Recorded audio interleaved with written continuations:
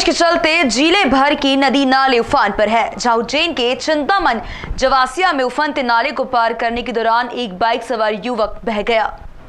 तेज बारिश के बाद उज्जैन और चिंतामन जवासिया को जोड़ने वाली पुलिया नाला उफान पर आ जाने से डूब गई, जहां उफनते हुए नाले को पार करने के दौरान एक बाइक सवार ग्रामीण बह गया। हालांकि सूझबूझ से नाले में बहा युवक तैरकर जैसे तैसे किनारे पहुंच गया।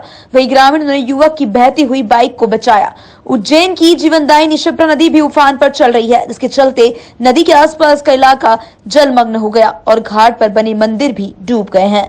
हमारे तरफ से अनाउंस करके माइक पे अनाउंस करके समझाई दी जा रही है कि आप गहरे पानी में ना जाएं, नदी में खड़े होकर सेल्फी वगैरह ना लें, जिससे आपको कोई घटना घटती है उससे सावधान रहें। वो मंदिरों का जल स्तर बढ़ने से डूब रहे हैं और दुकानदारों को यहाँ से दुकान खाली करने के निर्देश नगर निगम हमारे तरफ से दे दिए गए हैं और उन्होंने यहाँ से दुकान हटा रहे हैं। उज्जैन से विजेंद्र यादव की रिपोर्ट।